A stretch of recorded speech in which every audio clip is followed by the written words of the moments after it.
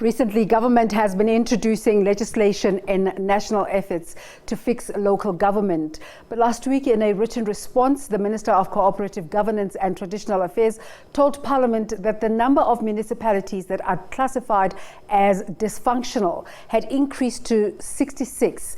Treasury has also given the warning that the number of municipalities teetering on the brink of collapse are on the rise. The Auditor General has also weighed in on this conversation. Miyelani Holeni is from Ntiyiso Consulting. Thank you so much for making it through, Chief Advisor at Ntiyiso Consulting.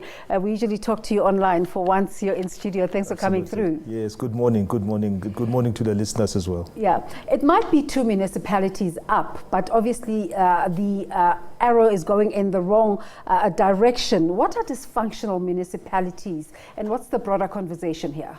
I think essentially, if you look at dysfunctional municipalities, we must look at a number of factors. One, governance is a big issue. Those municipalities display poor governance, are not able to convene the necessary meetings for the various committees, and some of them are not even able to pass resolutions at council because council doesn't sit.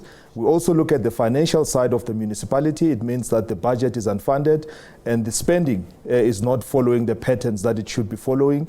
You also find that those municipalities are in different difficult situations of distress financially. Service delivery is typically poor in those municipalities, and the internal workings of the municipality as well, with vacancies, high vacancies for that matter, seems to be high for those municipalities. So those municipalities that are dysfunctional are not able to carry on day to day and carry out the mandate which a municipality should be carrying out, which is to deliver services to the people. The President has been going around different districts and launching the district municipal process. Is that not making an impact yet? I think the fundamentals of the municipality, and I think we must go deeper into how the fundamentals of municipalities should be. We always look at the local government white paper, which espouses how a municipality should be working, how it should raise its own revenue. And some of those assumptions that are always or have been made have been found not to be true, especially under after the 20 years of functioning of municipalities. So municipalities are then struggling with fundamentals of governance, are struggling with fundamentals of managing their finances and even raising their finances to be able to deliver services. So the model of local government as it stands now and the funding that goes into local government tends to be disparate and is not meeting the requirements of how a sphere of government such as local government should be. So if it's just 66 municipalities that are dysfunctional, are we to assume that a larger portion of municipalities are operating optimally, or is it a different conversation there? Well, I think we need to break down the numbers as well. I think if you look at various numbers that come through, whether it's from the AG, in terms of the outcomes of the audits, you'll find that there's an increase with regards to unqualified audits, which means that municipalities are doing better, slight improvement.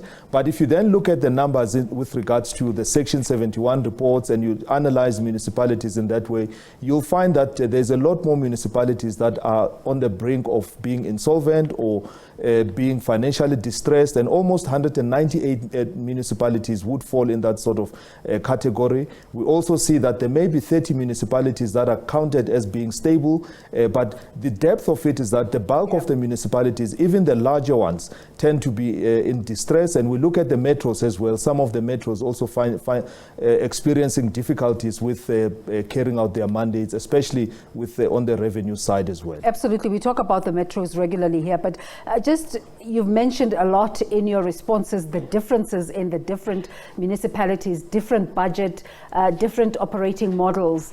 Do these numbers take this into consideration? I think the numbers as it is spell 5 archetypes of municipalities as how we've classified them from a Ntiyiso Consulting point of view. They are the rural municipalities where you don't have industry. You don't have any kind of revenue raising capabilities, and all you find is a municipal office, and that municipality is typically grant dependent. We call those makayas, for a simple word, and those municipalities are the ones that the ones that tend to struggle a lot, and a high proportion of what they get as grants goes into salaries, and they are not able to deliver services. If you look at again in terms of the next category, which are the smaller towns or your dorpies, your one horse town, type municipalities, they too face, difficulties, because at least, they have some kind of, a core of a suburb or core of a town, but the economy is depressed and people are not finding jobs or opportunities within there. It doesn't make sense though, because you would think that in rural areas, that's where there's agricultural development, that's where people are more inclined to create their own power, wind power, solar power. How is COCTA assisting these kind of municipalities to come about with ways of generating their own revenue? I think we must not only look to COCTA, let's look at a number of spheres of government, because one of the areas that we lament and we are encouraging government to do is to have coherence in the way the spheres of government operate. If you ask the question about agriculture, you immediately point to the Department of Agriculture, whether it's at province or whether it's at the national.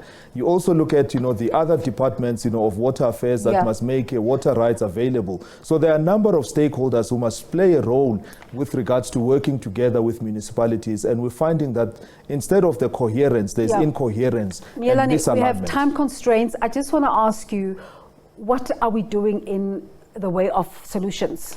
So solutions with regards to municipalities, one is to go back to the fact that the funding for municipalities needs to be increased. And this is to support municipalities. And we can go back into history and look at how the likes of ESCOM were formed, because ESCOM enjoyed quite a significant amount of support from government. Let's support municipalities to get out of the vulnerable stage. And we support them with skills, we support them with strategies, we support them with bringing various experts that are going to work with local government. And we assist them with making sure that the spheres of local government that belong to them, such as electricity distribution and sales of water and so on, is strengthened within the municipality so that they have a core of the revenue, and to strengthen the local economic development side of as well. Very important conversation, but can't be completed in one interview. Miyelani Holeni is the Chief Group Advisor at Ntiyiso Consulting Group, and of course, a conversation we continue to engage with.